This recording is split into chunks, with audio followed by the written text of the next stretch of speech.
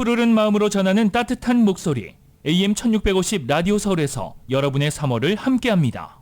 강혜신의 오늘의 미국. 미국과 가장 무역량이 많은 중국, 캐나다, 멕시코에 대한 관세가 오늘부터 시작됐습니다. 타겟과 베스트바이가 관세로 인해 이번 주부터 물건값이 오를 것이라고 경고했습니다. 중국과 멕시코는 미국에 대한 보복 관세를 밝혔고 캐나다 총리는 오늘 아침 미국인에게 호소했습니다. 여러분의 정부가 관세로 여러분의 경제와 안보를 위협합니다. 저희 캐나다도 힘듭니다. 트럼프 대통령은 무척 스마트한 사람인데 왜 이런 멍청한 관세 정책을 펴는지 모르겠습니다. 캐나다 총리의 말입니다. 주식 투자자들은 어제에 이어 오늘도 포트폴리오를 들여다보기 두려울 만큼 주식시장 폭락 중입니다. 미국인의 46%는 트럼프 대통령이 경제를 나쁜 방향으로 몰고 간다고 답했고 42%가 좋은 방향으로 이끌고 있다고 생각합니다. 관세 이전의 여론조사 결과로 이민 정책에 대해서는 긍정적인 반응이 높지만 외교 정책은 미국이 나쁜 방향으로 가고 있다는 여론이 강했습니다. 트럼프 대통령이 우크라이나에 대한 무기 공급을 일시 중단한 뒤 트럼프가 우크라이나의 목을 잔혹하게 졸라 우크라이나는 얼마 버티지 못하고 러시아에게 먹힐 것이라는 게 대체적인 전망입니다. 그러나 파이낸셜 타임즈에는 젤렌스키의 우크라이나와 젤렌스키가 무너지지 않을 수도 있다는 오피니언이 실렸습니다. 트럼프와 벤스가 백악관 집무실에서 강자의 힘을 누렸을지 모르지만 전쟁터에서 국민을 방어하고 있는 진짜 지도자 젤렌스키가 유럽의 도움으로 일단 시간을 벌었고 우크라이나는 탈레반에 함락된 아프가니스탄이 아니라는 지적입니다. 젤렌스키와 트럼프 벤스의 백악관 격돌은 앞에서 웃으면서 무대 뒤에서 누르는 것보다 어글리해도 미국 지도부의 실체, 지금 마음이 어디가 있는지를 확인했다는 면에서 차라리 큰 성과라고 잡지 애틀란틱이 보도했습니다. 트럼프 대통령은 오늘 저녁 의회 합동연설에서 있는 그대로 말하겠다고 소셜미디어에 썼습니다. 해고된 연방 공무원을 대통령 의회 연설장에 초대하거나 참석을 거부하는 민주당 정치인이 어느 해보다 많습니다. 트럼프 대통령은 불법 시위를 허용하는 대학의 연방 기금을 중단할 것이며 시위 주동 학생은 그들의 나라로 추방할 것이라고 밝혔습니다. 교육부를 없애야 한다고 주장하는 린다 맥마흔이 교육부 장관으로 인준받았습니다.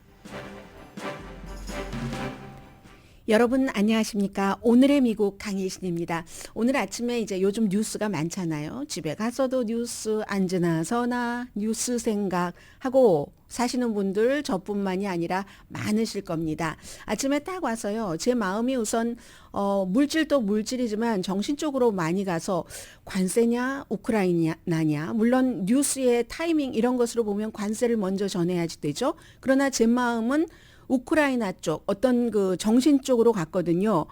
그런데 그러다가 물질도 결국은 마음이구나. 이게 물질이 아니라 관계구나 하는 생각이 들었습니다. 그러던 도중에 뉴욕타임즈에서 하나의 기사를 봤는데 물질과 마음을 한꺼번에 엮을 수 있는 그리고 여러분들께서 어떤 분은 관세에 관심이 많으시고 어떤 분은 우크라이나에 관심이 많으신데 이 두 가지를 우선 기본 초석을 깔아야지 되잖아요. 그 뒤에 이제 레이티스트들이 있고 두 가지를 이게 이렇다는 뜻에서 앞으로 이렇게 갈 것이구나. 수없이 뉴스를 전해드렸지만 한꺼번에 묶어놓은 기사가 있었습니다. 그래서 제가 여러분들께 전해드리겠습니다.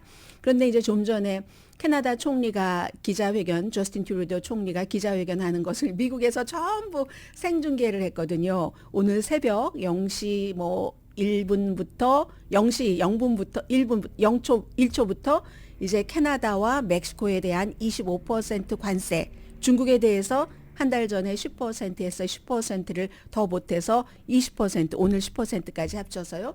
관세가 시행되고 나서 미국 시간에 맞춰서 캐나다 총리가 기자회견을 한 겁니다. 우리는 미국과 친구로서 동맹으로서 함께 일하고 싶어요. 그리고 슈거코트를 안 한다고 했어요. 이 관세 문제. 그러니까 좀 미화해서 대강 소프트하게 좀 부드럽게 말하지 이런 거 안 한다고 했어요. 마치 트럼프 대통령이 오늘 내가 의회 연설에서 있는 그대로 얘기하겠다. Tell it like it is. 이렇게 얘기한 것처럼요. 친구와 동맹으로서 미국과 정말 함께 일하고 싶은데 지금 이제 트럼프 대통령이 캐나다에 부과한 관세 25%가 캐나다 사람들에게 너무 힘들어요. 그러나 캐나다는 관세 전쟁에서, 관세 싸움에서 지지 않을 겁니다. 여러분의 정부가 이런 일을 했습니다. 미국 일자리도 위험하고 미국 안보도 위험합니다.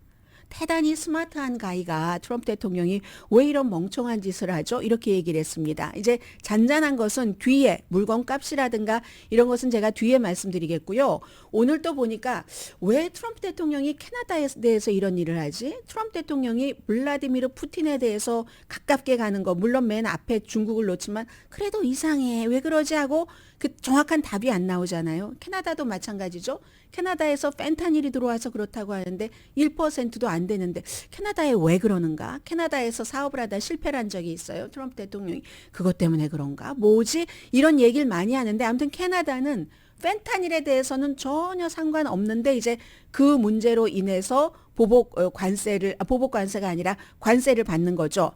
자, 오늘 그 뉴욕타임스가 미국의 그 뭐라고 번역을 해야 될지 모르겠어요. 미국의 그 플렉스 유연성은 유연성인데 이거 어떻게 표현해야 될지 모르겠는데 이 관세와 우크라이나에 관한 것 이거 하나는 돈이고 하나는 뭐 어떠한 정신인데 그게 트럼프 대통령은 왜 이런 일을 하는가 어떤 장단점이 있는가 하는 것을 정리를 한 건데요. 왜 트럼프 대통령 이런가? 미국 우선 정책이잖아요. 아메리카 퍼스트도 다른 국가들과 수십 년 동안 미국이 손해봤으니까 무역 균형의 재조정 없이는 아메리카 퍼스트가 불가능하다가 트럼프 대통령의 마음입니다. 그래서 이제 가장 무역 관계를 많이 하고 있는 중국, 캐나다, 멕시코 뭐 이민 문제와 마약, 펜타닐이잖아요. 더 적극적으로 나서라. 그래서 실제로 적극적으로 나서기도 했어요. 캐나다와 멕시코가. 그런데 대통령이 말하는 이러한 것은 결국은 미국 이익에도 해를 끼칠 수 있습니다. 캐나다와 멕시코가 지금까지 뭐 그런 문제는 보복관세 많이 말씀을 드렸고요. 이 시점에 온 겁니다.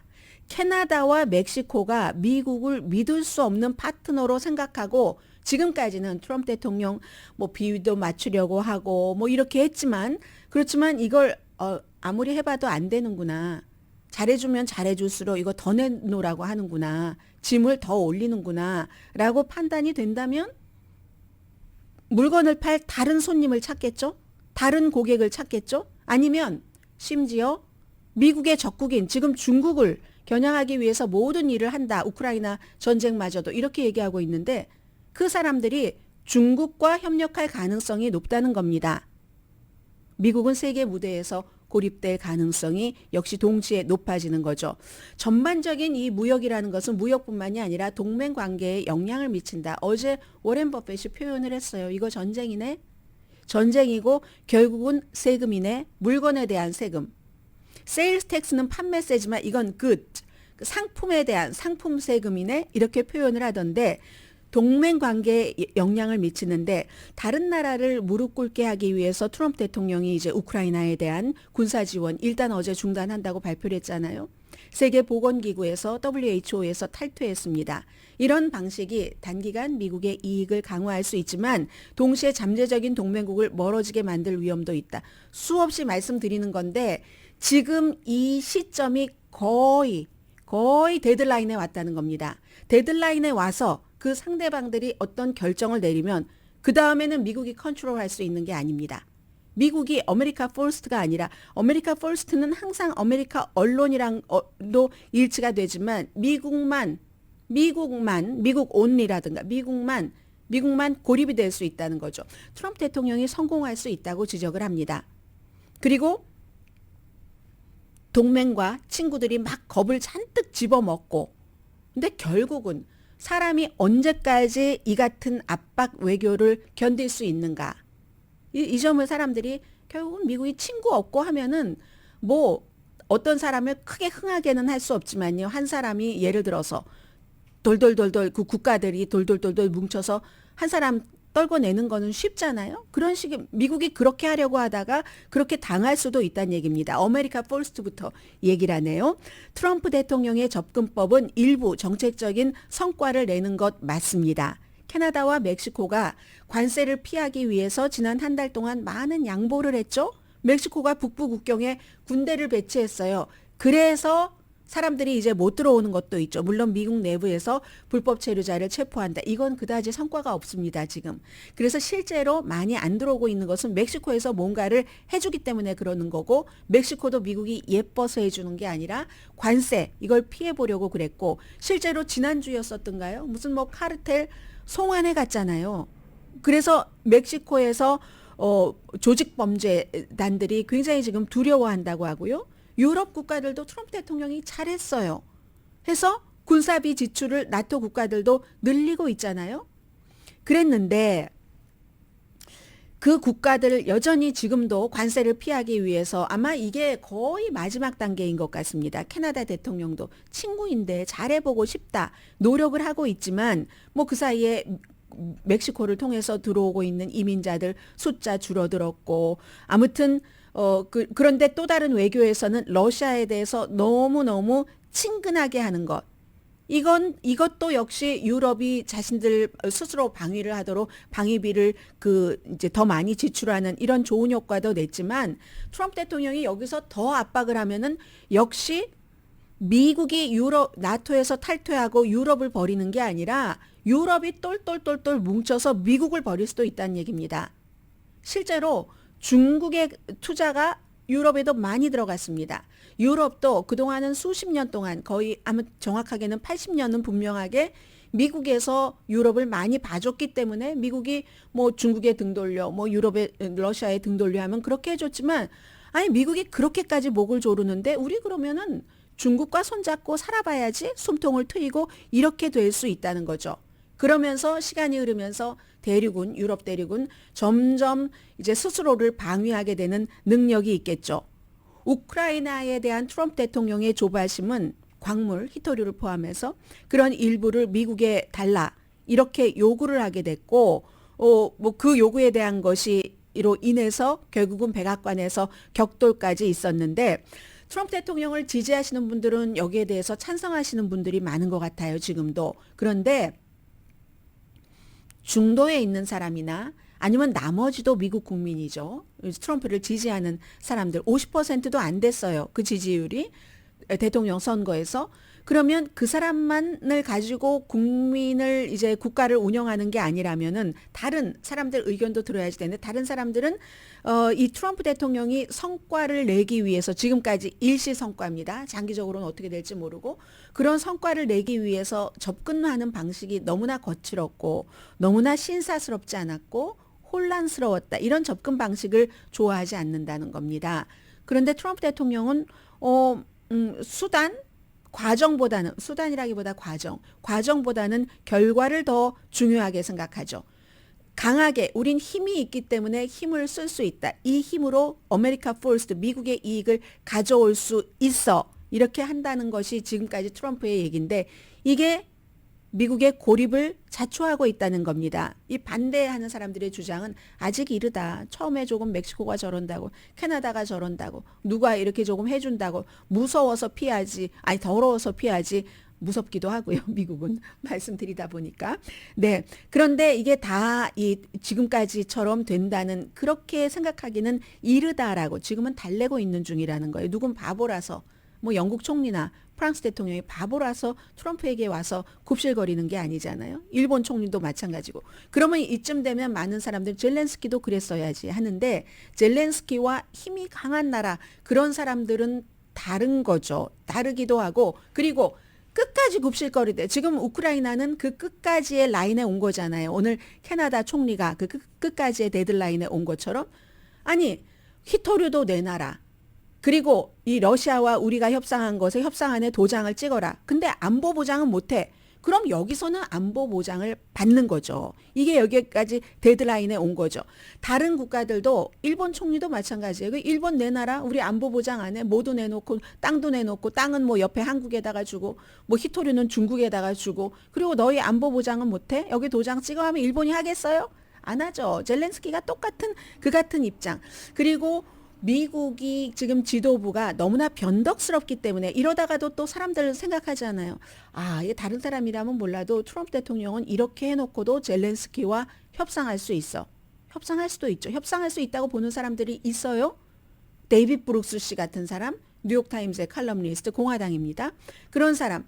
그 사람은 어떤 사람이냐면 심지어 트럼프 대통령이 AP통신 기자를 폴 기자단에서 쫓은 것까지도 나는 그것까지도 이해할 수 있다라고 얘기를 하는데 젤렌스키 저렇게 한 거. 그리고 젤렌스키와 백악관에서의 그 격돌은 너무나 미국이 역겨웠다, 부끄러웠다 하면서도 트럼프는 다시 협상할 수도 있어요. 협상할 가능성이 높다고 봅니다. 그런데 결국은 너무 이렇게 변덕스러우면 그런 사람 더 이상은 보고 싶지 않다 하는 데드라인이 온다는 거죠. 호주로 예를 들고 있습니다. 지난 몇 년 동안 호주가 중국에 맞서기 위해서 미국과 협력을 했죠. 그래서 호주가 경제적인 그런 어떤 뭐 총탄을 중국으로부터 제일 먼저 맞기도 했고 많이 맞기도 했습니다. 한국 롯데는 안 그랬어요. 마찬가지죠. 근데 호주 사람들이 지금 두려워하는 것처럼 트럼프 대통령이 이렇게 하다가 나중에는 또 중국의 시진핑도 싫어하지 않아요. 결코. 트럼프 대통령은 독재자들은 다 좋아합니다. 이렇게 해서 막 중국을 압박하기 위해서 지금 러시아랑 잘 지내는 거야 라고 믿고 싶은 사람들이 굉장히 많겠지만 어느 순간에 다른 나라에서 이렇게 다 뽑을 것을 뽑고 나서 그래 중국과도 우리가 직접 해야지 되겠구만 하고 그렇게 손을 뻗으면 호주는 뭐예요? 닥쳤던 게 지붕 쳐다보는 격이죠. 그동안 중국을 견제하는 역할을 해주면서 미국과 무슨 뭐 영국 이렇게 다 협상을 해왔었잖아요. 그런데 아니 우리를 버리고 중국과 또 미국이 직접 거래를 하게 되네. 그런 가능성도 본다는 얘기죠. 그럼 호주는 중국이 더 분노해서 이번엔 두 번째로 분노해서 엄청 힘들어지고 미국은 중국과 뒷거래를 해서 이득을 얻게 되고 이거 파리드 자카리아라는 이 뭐 CNN에도 나오고 뭐 칼럼도 쓰고 하시는 그런 분의 얘기입니다. 그 이후에는 워싱턴을 신뢰하기 어렵다. 지금 거의 데드라인에 왔다는 겁니다. 유럽이요? 미국의 보호, 그 우산, 그 보호 없이 군사력을 지금 강화하고 있고 해서 우크라이나를 돕기 위한 자발적인 연합이라는 willingly 한다는 그런 coalition of the willing이라는 것을 만들었죠. 서로 며칠 전에 피게로아의 칼럼니스트는 미국의 물건까지 보이콧하는 건 어렵겠지만 미국의 어떤 컨설팅하는 거 이런 것부터 보이콧해야지 된다고 하는데 오늘 뉴욕타임스는 서로의 무역을 더욱 늘리고 미국 상품을 차단할 수도 있다고 얘기합니다. 중국 상품 들여가겠죠. 미국이 영 이렇게 굴면은 그 국가에서 볼 때 밉게. 멕시코와 캐나다도 마찬가지입니다. 유럽에 더 많이 팔아야지. 중국이 뭐 미국 인구 비교해봐봐. 인구가 얼만데. 어차피 그동안 미국을 상대하고 미국을 존중했던 건 미국이 우리의 가치와 마찬가지의 민주주의였고 존중해주고 때로는 손해도 보고 그랬기 때문에 그런데 미국이 저렇게 독재처럼 굴면은 뭐 같은 독재자이고 우리가 팔 수 있는 판로가 훨씬 많은 중국으로 가야지 왜 미국으로 가? 할 수 있다는 얘기입니다. 그래서 미국 우선 전략이 전 세계적으로 미국의 힘에 대해서 자신들끼리 서로 이제는 미국을 버릴 수밖에 없어 라는 단계에서 새로운 동맹을 만들고 새로운 경쟁자를 만들고 중국만 좋게 할 수도 있다는 얘기를 하고 있습니다. 그래서 결국은 캐나다, 멕시코, 유럽 국가들은 이게 보통 뭐 얼만큼 동안 미국 동맹이었어요. 100년도 넘고 몇 세대 동안 적어도. 그런데 이 우정이 지속된 이유가 외국 지도자들이 워싱턴을 한 사람이 아니라 워싱턴을 믿을 수 있다고 봤기 때문이다. 정권이 바뀌어도 민주당에서 공화당으로, 공화당에서 민주당으로 미국의 외교 정책은 이어진다. 대통령이 누구든지 그 전에 대통령이 다른 나라 국가와 해놨었던 무역협정, 안보협정 이런 걸 지켰으니까 그게 없으면은 누가 미국과 거래를 하겠어요? 그런데 이 같은 그것 때문에 미국과 잘 지냈는데 이런 그 동맹 관계가 아주 선거할 때마다 극적으로 바뀌고 만다면 우정의 기반은 무너지는 거죠.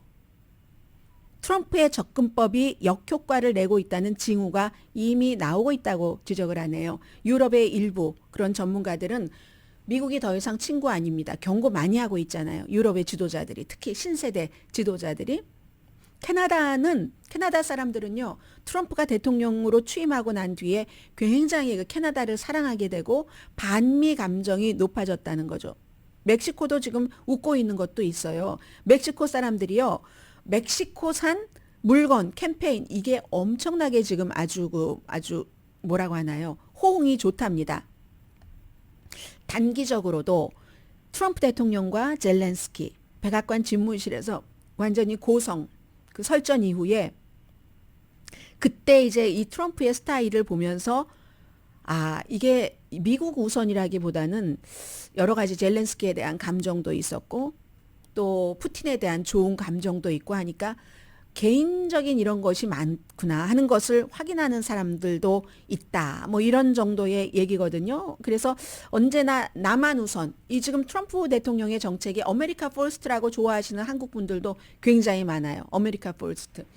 가정에서 가정을 운영하는 것과 똑같이 우리 아이만 아무리 잘못해도 우리 아이만 잘했고 우리 아이만 이득을 봐야 되고 남을 막 누르면서도 그러한 것들이 국가로 오면 똑같이 언제나 나만 우선, 나 우선은 결국은 나 홀로로 이끄는데 나 홀로도 잘 살 수 있는 사람이 있겠죠. 그건 한 사람 한 사람 개인의 문제고 이건 국가잖아요. 그렇기 때문에 양보를 하는 거죠. 양보하는 게 남는 거다 하는. 근데 양보를 아무나 하나요? 양보도 할 수 있는 그 능력이 있는 사람이 있고 어떤 사람은 내 손에 다 쥐고도 금방 여기 위에다가 얹으면 떨어질 것 같은데도 또 나만 가져야 된다는 사람들도 있고 어쨌든 미국이 너무 피클하다 너무 변덕스러워서도 미국을 믿지 못하겠다 경제에 대해서나 안보에 대해서나 지금 이게 세계가 미국을 바라보고 있는 새로운 행정부를 바라보고 있는 모습입니다.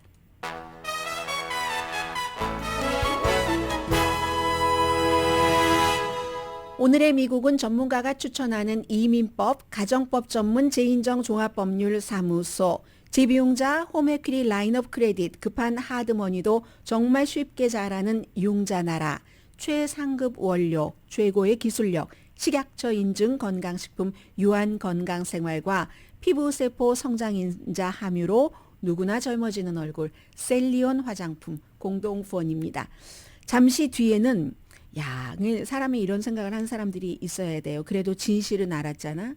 진실을 안 게 굉장한 발전이고 득이지 하는 컬럼까지 잠시 뒤에 소개해 드립니다.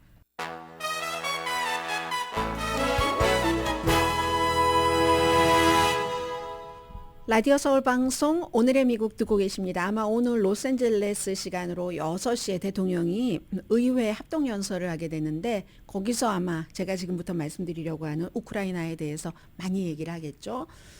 왜 오늘은 그냥 의회 합동연설이라고 하냐면은 대통령 임기가 4년인데 보통 국정연설하면은 내가 지난 1년 동안 무엇을 해왔는데 굉장히 잘했고 앞으로 1년 동안 무엇을 해갈 것이다 하는 것을 얘기를 하는 거고 지금은 이제 취임한 지 얼마 되지 않았잖아요. 그래서 앞으로 할 일이라든가 여러 가지를 발표하는 그래서 오늘 하는 것은 의회 합동 상하 합동 연설이고 내년부터는 똑같은 연설장에서 똑같이 하는데 그게 이제 국정연설이 되죠. 오늘 뭐 그때 여러 가지를 얘기할 것 같은데 트럼프 대통령이 이제 어제 즉각적인 이건 효력이 즉각 발휘한다 하면서 우크라이나에 대한 군사 지원을 중단한다고 발표했습니다. 젤렌스키가 평화협상에 대한 그 의지가 있을 때까지 뭐 언제까지인지도 몰라요. 일단 기본적으로 한 10억 달러 정도의 무기, 탄약에 영향을 미친다고 하고 이것보다도 어떻게 보면 정보 이런 것이 훨씬 중요하겠죠. 뭐 오늘 아침에도 마이크 펜스 부통령이 나와서 얘기를 하던데 뭐 평화협상을 한다는 그 뜻이 있어야지 된다. 그런데 이미 트럼프 대통령과 마이크 벤스가 아니네요. JD 벤스 부통령 그리고 많은 사람들은 지금 많은 사람들이라고 얘기할 것도 없어요. 트럼프 대통령의 뜻이 많은 사람들이 그냥 저절로 알아서 자신의 뜻이 되는 거니까 젤렌스키를 교체하기를 원하죠. 그게 그렇게 쉬운 일인지는 모르겠습니다만은 그래서 평화협상에 대한 성의 있는 약속을 보면 처리할 것이다. 근데 젤렌스키는 교체하고 싶다. 그러나 젤렌스키가 또 납작 엎드리면 한번 봐줄까 안 봐줄까 그건 잘 모르겠어요. 그런데 대부분의 공화당 사람들은 뭐 이 같은 결정 비판하지 않습니다. 그래서 심지어 그 터미 튜더빌 상원 의원은 우크라이나의 미래는 우크라이나가 결정하지 않습니다. 우크라이나는 젤렌스키 대통령은 게임에 참여조차 하지 않습니다. 미국 대통령과 러시아 대통령이 우크라이나 운명을 결정합니다. 불쾌하지 않으세요? 우크라이나 국민이라면? 대한민국의 운명을 남한을 사우스코리아의 운명은 사우스코리아가 결정하지 않는다. 미국과 북한 김정은과 트럼프가 결정한다 하면 불쾌하지 않으세요? 아니, 불쾌를 넘어서 받아들일 수 있으시겠어요? 이게 이제 공화당의 대부분의 정치인들의 트럼프 대통령 알았습니다 하고 알아서 기는 모습입니다. 해서 트럼프 대통령의 이 같은 것은 사실은 지금까지 했던 것이 많죠. 뭐 러시아에 대한 경제 제재도 지금 완화한다고 발표를 했고, 또 어제는 러시아가 미국에 대해서 하고 있는 사이버 무슨 작전 같은 것을 감시하는 거, 모니터링 하는 것도 지금 안 한다고 했고, 그러니까 사람들은 이제 트럼프 대통령은 푸틴의 편이다라고 얘기를 하는 거고, 그게 다 미국을 위해서야. 중국을 견제하기 위해서 거기서 잘 지내려고 하는 거야. 근데 그게 꼭 그런 건지 아닌 건지는 또 나중에 또 다시 알 수 있는 기회가 있을 것 같고, 뭐 트럼프 대통령은 워낙에 러시아를 좋아하고 러시아와 사업도 많이 하고 하는 사람이니까는요. 어쨌든 우크라이나의 대통령은 지금 우크라이나로 돌아갔거든요. 대체적으로 이런 생각들을 많이 합니다. 트럼프 대통령이 우크라이나의 목을 너무나 잔혹하게 조르고 있기 때문에 결국은 우크라이나가 힘들어질 거다. 모든 군사 지원을 일단은 중단을 했잖아요. 일단은 중단했으니까. 근데 어제 그 이코노미스트인가 보니까요. 무슨 드론도 막 이름 같은 것들이 있어요. 뭐 그때 한국말로 번역하자면 불량배 뭐 이런 드론이 있는데, 요즘은 드론이 전쟁에서 엄청나게 중요한 역할을 한다고 하거든요. 특히 이제 사람이 들어가면 위험한 이런 곳에 드론, 그리고 상대가 오는 것도 막기도 하고 그런 그 프로그램인데, 이게요 최대 뭐 한 2만 5천 달러 비용만으로, 이코노미스트니까 킬로미터로 했어요. 그 최대 사거리가 1,500km인데 미국 것이 아니라 미국하고 우크라이나하고 그동안 합동으로 이런 것을 만든 것도 있는 거예요. 기술, 군사 기술이 공유가 된 거잖아요. 이게 협력 사업이죠. 미국의 대기업들이 두려워한답니다. 경쟁할 수 없다는 걸 알기 때문에. 우크라이나가 그러니까 이런 것도 지금 특히 열의가 있고 뜻이 있으니까 잘 만든다고 하거든요. 그래서 전쟁 때문에 지금 이제 물론 또 이제 많은 그 우크라이나도 많이 이게 늘었어요. 근데 미국도 좋다는 거예요. 미국이 지금 새로운 거 개발해서 이 전쟁에서 테스트하고 있다는 거예요. 또 하나, 지난 주말에 그 뉴욕타임즈의 머린 다우드가 젤렌스키에게 고마워해야지 된다. 젤렌스키가 전쟁을 하면서 사흘 만에 항복을 할 것이라고 하더니 3년을 버텼는데 버티는 동안 우리가 안 것이 무엇인가? 러시아가 종이 호랑이였다는 것을 안 것 아닌가? 무기도 아주 낙후하고 결국은 북한의 도움을 받아서 지탱될 정도, 이런 정도의 그냥 확 우크라이나를 쓸어내고 러시아 편을 지금 미국이 들고 있다는 거잖아요. 그래서 이런 드론 기술 같은 것도 미국도 테스트를 하면서 미국과 우크라이나가 많이 협력을 했는데, 이런 게 중단된다면 또 걱정이 될 수 있고, 또 하나는 벌써 이거 백악관 회담 이전부터 나온 얘기인데, 일론 머스크 스타링크 그 시스템이요. 인공위성 시스템? 이거 당장 뺄 수 있죠.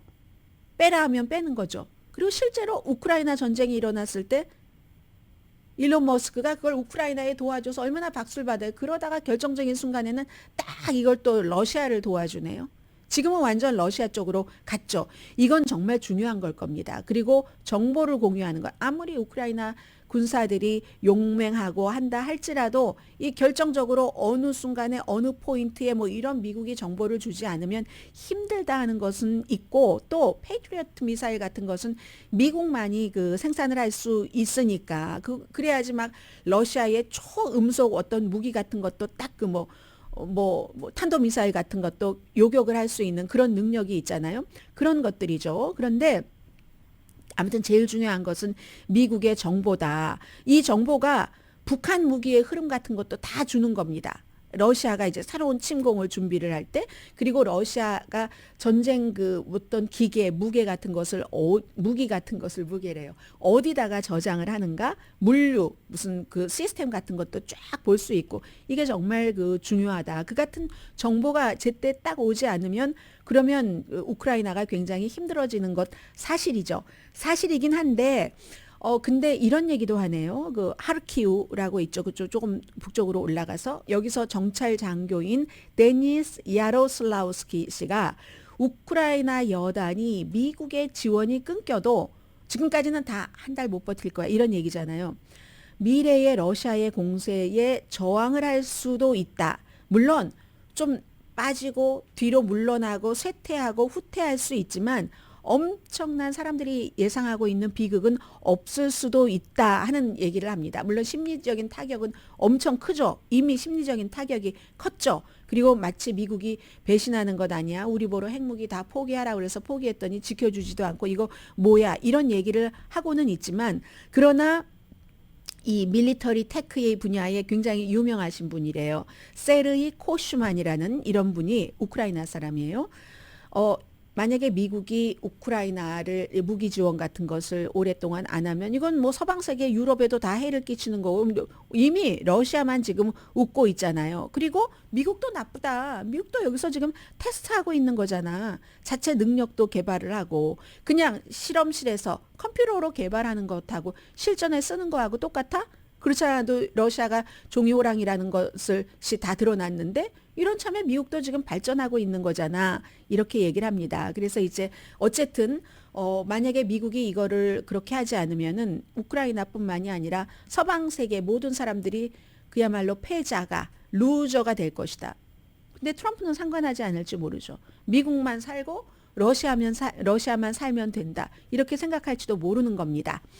그리고 지금 이렇게 하고 있는 것은 사실상 러시아의 승리를 받아들여라. 러시아가 원하는 대로 협상을 해라 하는 거고 그걸 지금 젤렌스키는 받아들이지 못하고 있는 것이고 또 그렇게 된 내용을 정확하게 알 때 우크라이나 국민들도 받아들이기 힘들 것이고 과거에 왜냐하면 지금 많은 분들은 이런 얘기를 하세요. 한국 분들이 젤렌스키가 나쁘다. 아니 젊은이들을 그렇게 숨지게 하고 아직도 저렇게 버티고 있어.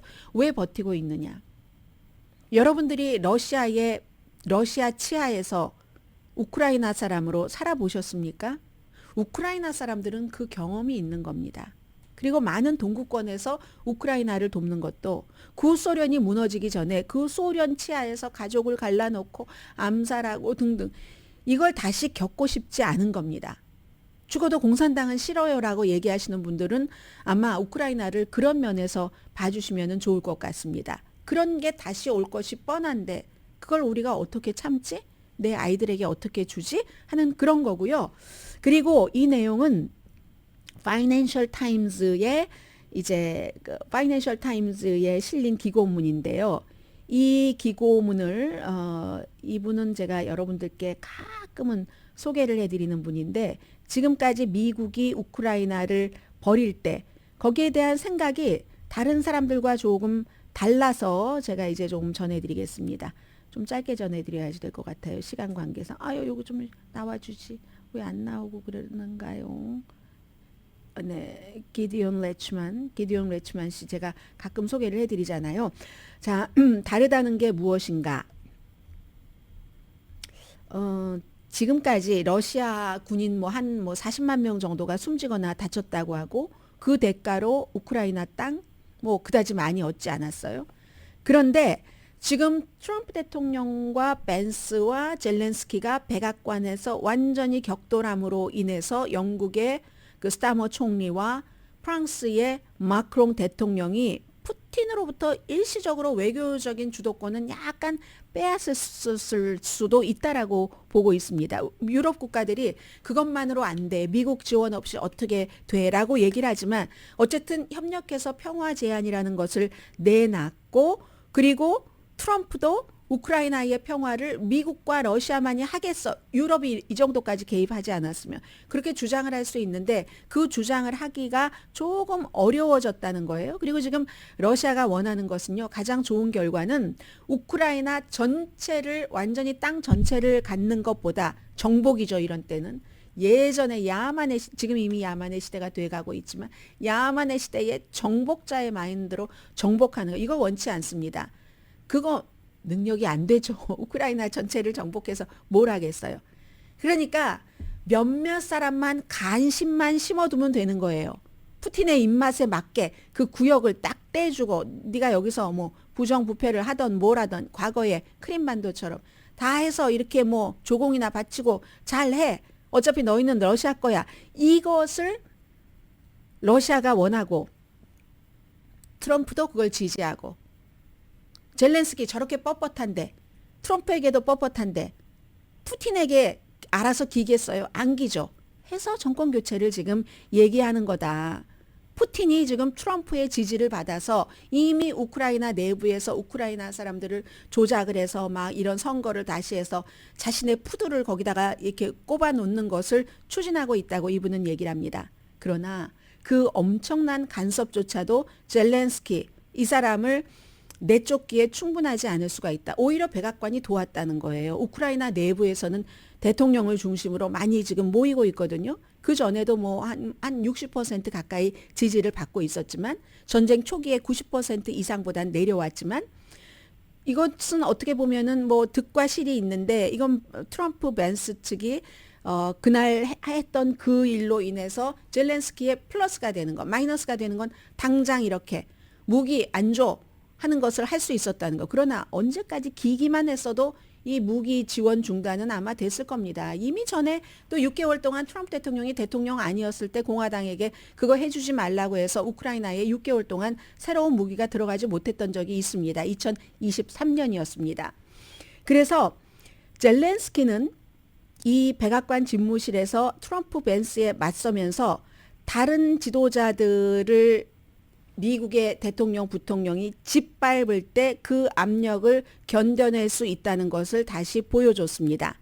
트럼프와 벤스는 홈구장이잖아요. 백악관 집무실에서 그것도 이상한 매체에 이상한 기자에 아니 뭐 수트를 입지 않으셨어요. 수트가 있기는 해요라는 질문까지 받아가면서 이렇게 이 두 사람은 강인한 남자로 연기하는 것을 즐겼는데 젤렌스키가 진짜다 이 얘기입니다. 젤렌스키가 진짜다는 얘기는 며칠 전에 머린 다우드 씨도 했어요. 트럼프 대통령이 뭐 전쟁이 이래야 되는데 저래야 되는데 얘기를 하지만 병역 기피자가 3년 동안이나 전쟁에서 지휘를 하는 사람에게 그게 할 말이야? 이런 얘기를 했고요. 그리고 벤스 같은 경우는 우크라이나에 가보지도 않고 유럽 지도자들이 우크라이나에 가서 하는 것을 다 생쇼라고 말할 자격이 있어 하는 거죠. 진짜는 젤렌스키라는 얘기입니다. 러시아군이 포위하고 도시가 폭격을 받아서 임산부가 들것에 병원에서 실려 나가고 했을 때도 그 자리에 수도 키이우에 머물렀다는 거죠. 반면에 벤스 미국의 부통령은 이번 주에 그렇게 백악관에서 그런 일을 하고는 바로 버몬트에 스키 타러 가족들과 같이 갔어요. 가족들과 같이 갔는데 시위대가 버몬트에 그 우리의 상원 의원 이렇게 얘기를 하시는 분들이 많죠. 버몬트 주민들은 버니 샌더스의 그 버몬트 주의 사람들이 우리는 아무리 미국인이지만 이건 아니지. 강한 국가의 대통령 부통령이 한편 먹고 약소국의 대통령을 그럴 수가 있어 하면서 벤스 우리 동네에서 스키 못 타. 너 러시아에 가서 타. 러시아에 룸 많잖아 하고 쫓아냈어요.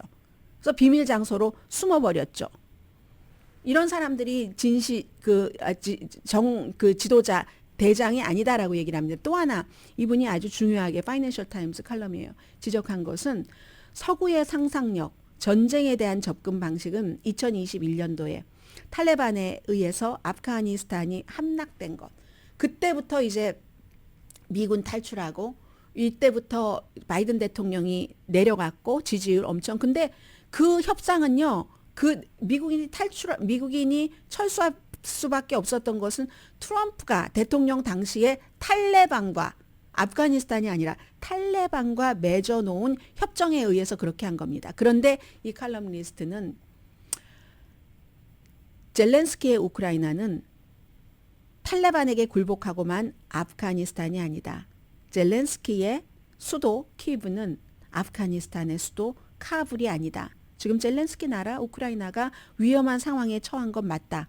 그러나 일단 유럽의 도움으로 독립과 주권을 보장하는 진정한 평화를 이룰 만큼 오랫동안 싸움을 이어갈 수도 있다. 유럽이 어떻게 하느냐에 따라서.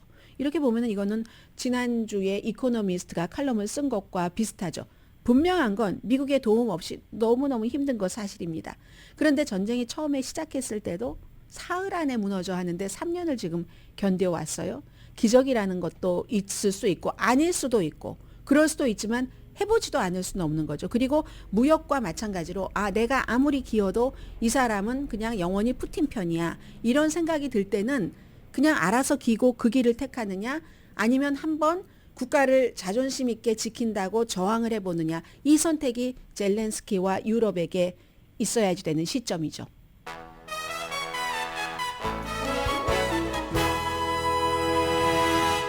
라디오 서울방송 오늘의 미국 듣고 계십니다. 주식시장 엉망인 것은 뭐 여러분들 뭐 어제부터 다 투자하시는 분들은 알고 계셨을 것 같고요. 트럼프 대통령이 관세 내일부터 시행한다. 그 시점부터 지금까지 뭐 S&P 나스닥 할 것 없이 전부 아주 보기 두려울 정도로 이제 그 정도로 지금 내려가고 있습니다. 한번 볼까요? 나스닥도 102포인트, S&P 500도 66포인트, 다우지수도 뭐 적어도 500포인트 이상 내려갈 것 같은데 한번 나와주세요. 뭐 600, 700, 아침 내내 이제 그 정도 수준, 뭐 800까지 마이너스 나는 적도 있는 것 같은데요. 지금 현재는 조금 괜찮아졌습니다. 588포인트 내림세입니다. 소비자들 물가 상승된다고 하고 인플레이션 올라간다고 하고 이 무역 전쟁에 대한 여러 가지 마음들이 있는 거고요. 식료품, 자동차, 뭐 가솔린 더 많은 돈 내게 되고 뭐 그리고 캐나다에서 전기 공급 받는 것으로 생활을 하셔야지 되는 그런 분들 지역은 뭐 전기요금도 올라갈 수 있겠네요. 그리고 이런 모든 것들 때문에 결국은 일자리도 잃어버릴 수 있고요. 타겟의 그 브라이언 코넬 CEO가 오늘 그 MSNBC 아니죠 CNBC죠 인터뷰하는데 이번 주부터 과일과 채소값이 오를 수밖에 없을 것 같습니다. 저희가 올리지 않도록 최선을 다하겠지만 멕시코에서 오는 게 워낙 많아서요 이렇게 얘기를 했고 또 다른 것은 관세 불확실성 때문에 뭐 타겟이 매출도 괜찮고 했는데도 지금 주식값 오늘 아침 많이 내려가고 있습니다. 베스트바이도 중국과 멕시코에서 오는 물건이 제일 많아요. 가전제품, 거의 모든 가전제품 뭐 세탁기를 포함해서 다 올라갈 것이다. 전자제품 이런 거 여러분들 생각을 하셔야지 되고요. 이런 종류의 이렇게 대대적인 그 관세 범위를 본 적이 없습니다. 베스트바이 CEO가 역시 그 CNBC에 나와서 코리베리 CEO가 이거 전체 산업에 다 영향을 미칠 겁니다.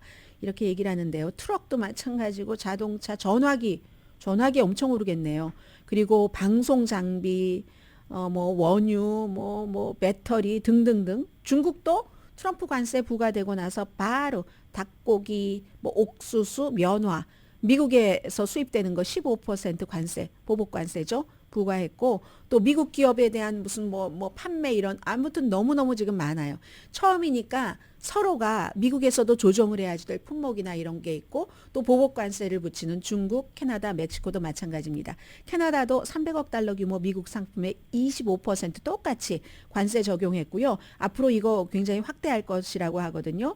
멕시코는 이제 오늘 좀 본격적인 대응책을 대통령이 다시 얘기를 하는데 역시 지금 그 온태리오의 캐나다 온태리오 더그 포드 총리를 좀 말씀드려야지 되겠네요.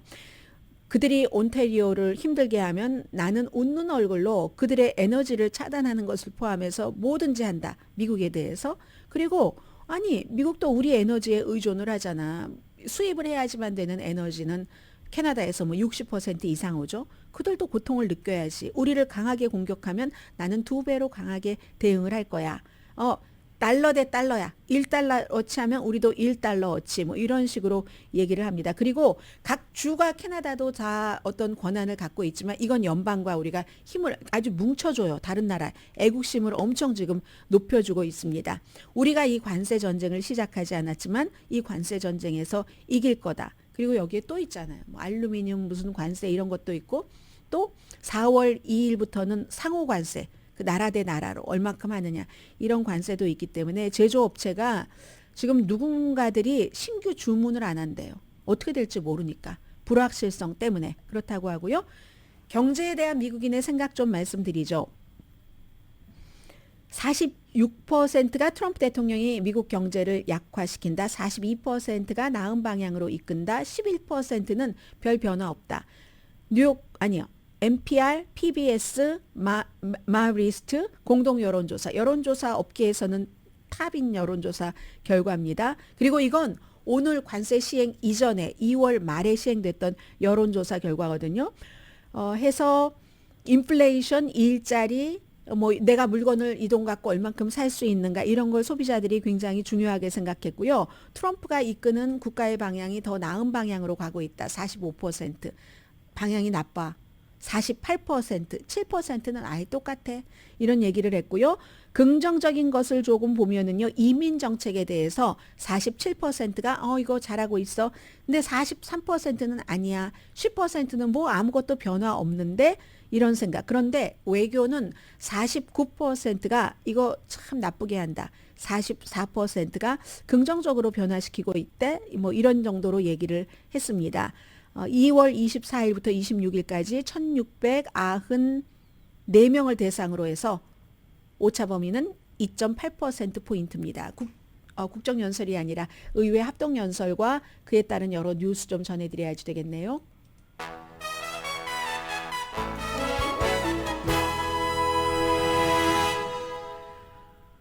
라디오 서울 방송 저희 봄 개편 좀 전에 들으셨죠? 1시에 음악 프로그램도 좋고 저 끝나고 나서 바로 선우 씨 프로그램 특히 뭐 시니어 건강 같은 거 내일이네요. 특별 프로그램도 있고 저녁에는 고선미 씨가 2시간 동안이나 음악 방송을 생방송으로 여러분들께 보내드리고 있습니다. 참고하시고요. 오늘 대통령이 tell it like it is. 나 있는 그대로 말하겠어 라고 얘기한 의회 합동연설은 로스앤젤레스 시간으로 저녁 6시에 있고 아마 뭐 우크라이나에 대한 여러 가지를 얘기를 할 것이고 관세에 대해서도 말하겠죠. 일론 머스크의 정보 효율처의 여러 가지 일들 민주당의 반응은 어떨까? 민주당의 반응이 오늘은 그다지 곱지 않을 것 같아요. 물론 어떤 그 정부의 대통령이 연설을 할 때 야당에서 그런 반응을 보이는 적은 있지만 저는 좀 자제했으면 좋겠다는 생각은 드는데 그다지 곱지는 않을 것 같습니다. 그리고 공화당이야 뭐 무조건 아무리 공화당이 정해놓은 예산조차도 트럼프 대통령이 막 집행을 하지 않아도 지금 고분고분하고 있잖아요. 무조건 트럼프 대통령의 연설을 거의 모든 공화당 정치인들은 환호할 것 같고 거의 모든 민주당원들은 불평할 것으로 예상은 됩니다. 그런데 오늘 하나 특이한 것은 나 여러 가지 최근에 하는 행동이 마음에 안 들어하고 대통령의 국정연설에 참여하지 않는 정치인이 있을 것이라는 것은 예상을 했지만 굉장히 많은 수십 명 이상의 사람들이 해고된 연방 공무원을 초대석 있잖아요. 초대 손님으로 데리고 갑니다. 캘리포니아주에서도 길 시스네로스도 그렇고 그리고 뭐 척 슈머 민주당 상원 원내대표는 지난주에 이미 다른 상원 의원들에게 그렇게 했으면 좋겠다라고 얘기를 했거든요. 이런 일들이 조금 있고 그리고 이제 대통령이 오늘 아침에 발표를 했습니다. 캠퍼스 안에서 불법 시위를 허용하는 대학은 연방기금 받는 것 꿈도 꾸지 말아라. 이렇게 얘기를 하면서 불법 시위를 선동하는 학생들은 감옥에 가거나 영원히 그들이 온 나라로 송환될 것이다. 이거 뭐 유학생들 얘기를 하는 것 같죠? 그리고 체포될 거다. 그리고 이건 무슨 얘기예요? 노 마스크 하고 딱 느낌표를 마스크 쓰지 말고 시위하라는 얘기인가요? 이 문제에 대한 여러분의 관심에 뭐 감사드립니다. 이런 얘기도 했고 트럼프 대통령 요즘에 뭐 시위하면 추방한다 이런 얘기들을 많이 하고 있다는 것 전하고요. 그리고는 교육부를 아예 없애버리겠다고 한 린다 맥마운 교육부 장관으로 확정됐습니다. 바뀌는 것이 하도 많지만 저는 이건 너무 이상했어요. 재무부가 실제 소유자를 보고하지 않는 미국 기업에 대해서 처벌해 왔거든요. 돈 세탁 막기 위해서. 그거 없앤다고 하네요. 당신이었습니다.